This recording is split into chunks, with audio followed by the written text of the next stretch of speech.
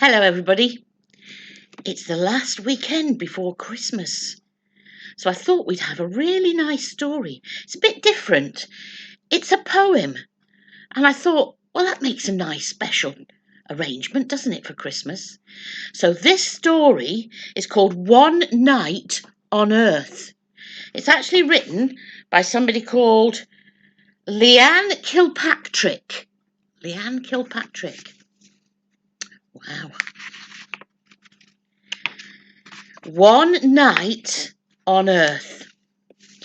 The angels sang in heaven, a new day had begun. God summoned the angel Gabriel and said, "The time has come. You must go on a journey. You have some news to bear to a little town called Nazareth, and a young girl who lives there." The young girl's name was Mary. She was sweet and she was kind.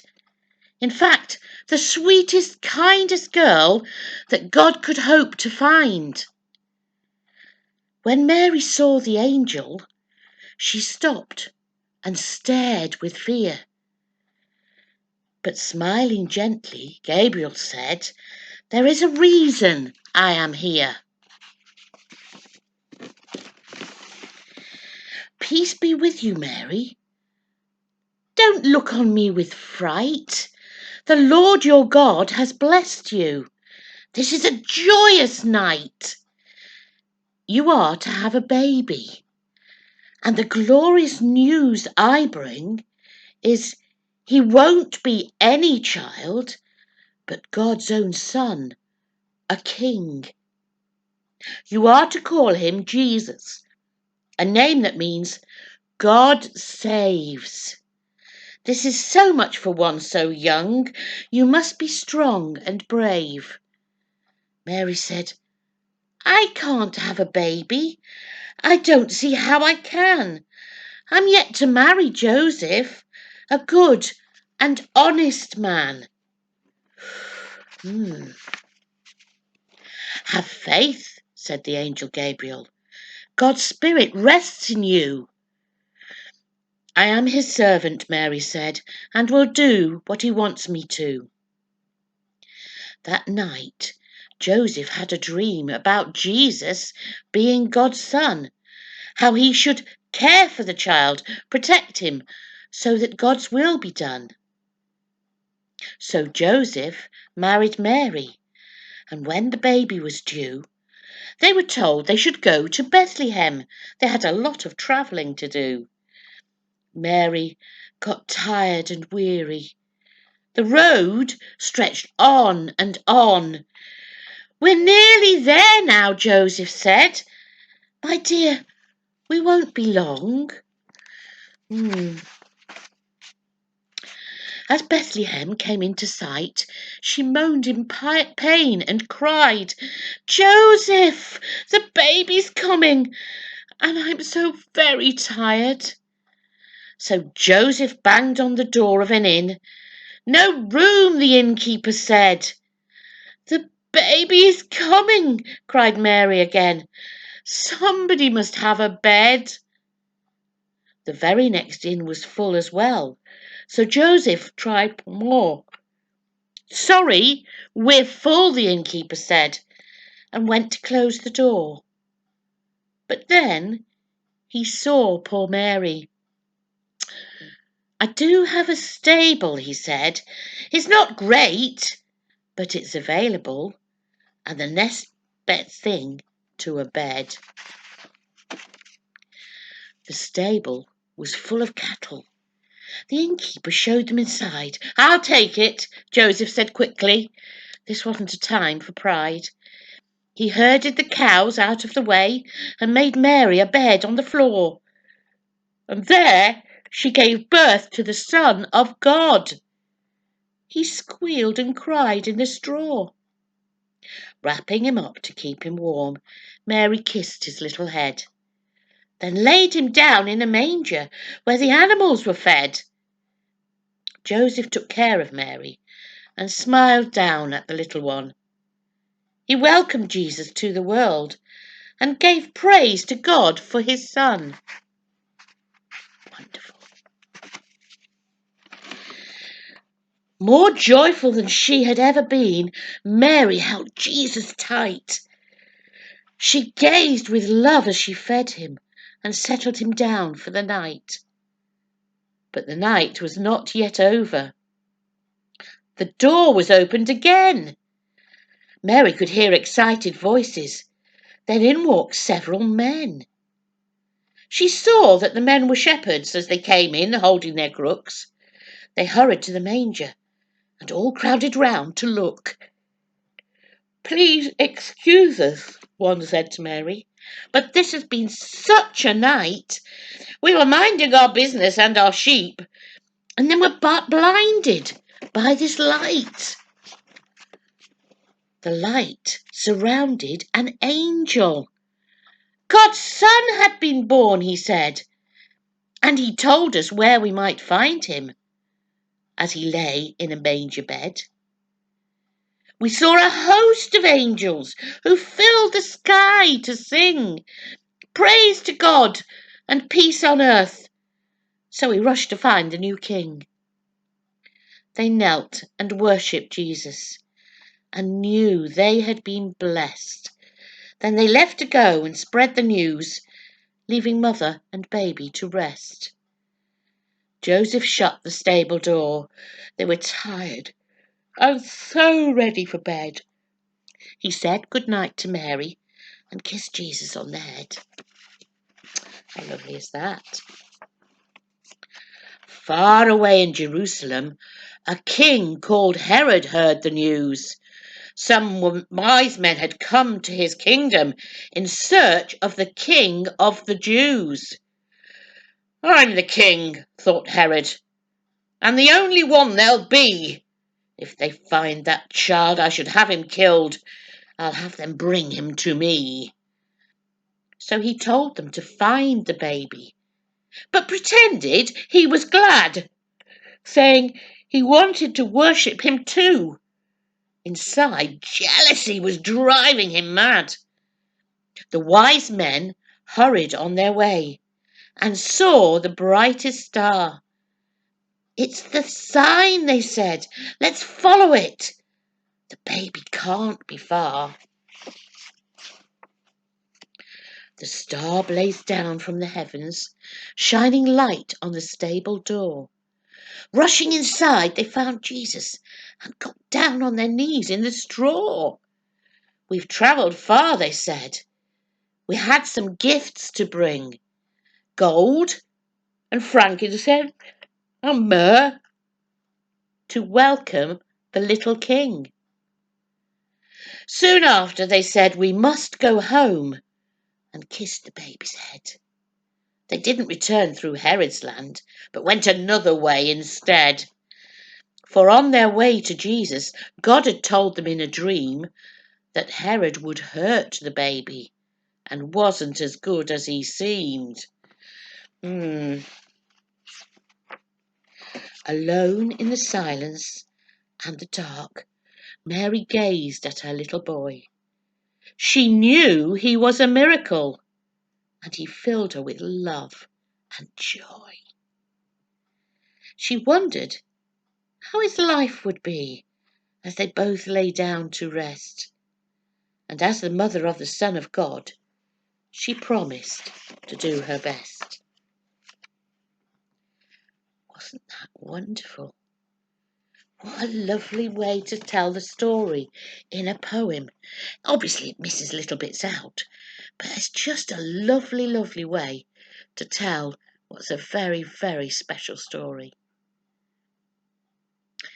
I hope that you came yesterday to get your Christmas present and see around the church, and I hope that you have an absolutely wonderful time next week on Christmas Day.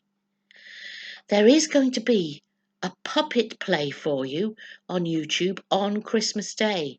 It's called The Puppet Nativity. Try and find some time to watch it. It'll be good. Steve's got some more figures for the nativity scene. I'll see you next week with another story. Bye. Well, hello, boys and girls. It's Steve here. How did she do it? What another amazing story by Mandy. Where does she find them all? And how could there be a better storyteller in the whole of the land? I'm not sure there is. She's fantastic. Anyway, following on from the story, we're going to do a bit more from what we've been doing the last 2 Sundays. Do you remember? Have you got an advent calendar on your wall or at home somewhere? You open a little door each day in December. Behind it there might be a picture or a little chocolate to eat or a toy to play with. Well, I got an advent calendar, but mine's a bit different. Each day we're adding a piece to our own nativity scene, the picture of the stable where Jesus was born and all his visitors and the things and the animals that were around. Shall I show you what we've done so far? It's just over here. Here it is. Can you see it? We've added lots of things. We started off with the stable, and then right at the back, I'll point through the back, we got a donkey. And then a bit in front of that, we got a chicken, and then a cow, and then a lamb. On the roof, we put the moon. See it there? And an angel. At the front, we got a couple of palm trees, because they would be growing out in that Middle Eastern climate. We got a lamp to light up the stable. We got a jar of frankincense that one of the wise men, here he is, brought with him. And over this side, we've got two of the shepherds that came to bring stuff with them.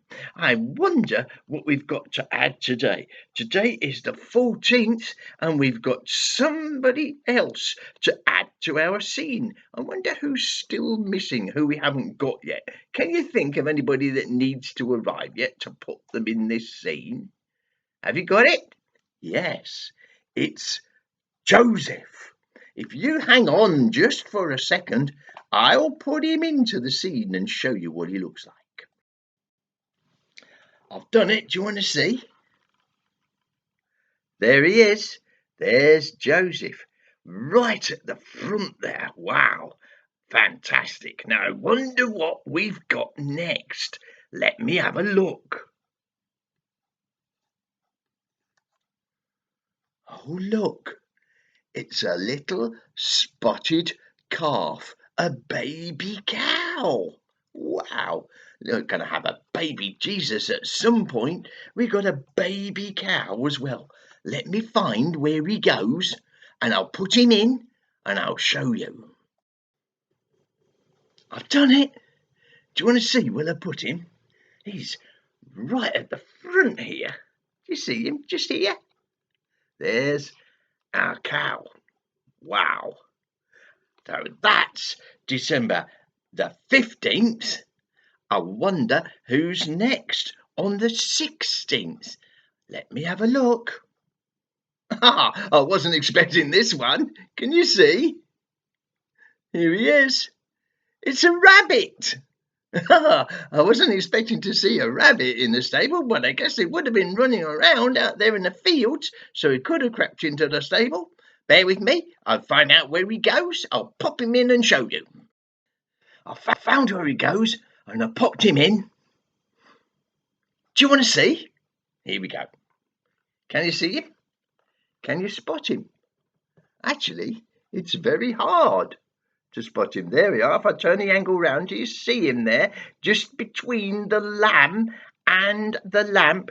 Just popping back here, the rabbit. And in that process, I've just knocked off one of the palm trees. Let me pop it back on again, and then we'll have another look. Hang on. It's okay. I've managed to fix it now. There it is. It's back on. So, we're up to day 17. I wonder what we've got to pop in this time. December the 17th. There he is. It's a sheep. A mummy sheep. We've got a baby lamb at the front here. Now we've got a mummy sheep to pop on. Let me find where she goes, and I'll pop her on. Well, I've done it. It took me a bit of a while to find where the sheep goes, but I found it is right at the very back.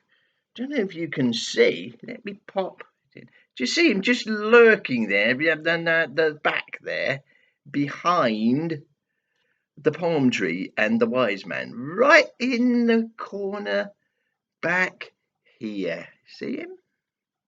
There he is. Okay, so that's December the 17th. Let's see what's going to arrive on December the 18th. Oh, you'll know who this is. Any guesses?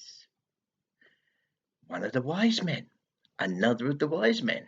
Let's find where he goes. Oh, I think he probably goes near where the other wise man is, don't you? Let me have a look, and I'll show you when I've done it. Found it, and I popped him in. He wasn't quite where I thought he might go. He's right next door to the big jar of frankincense.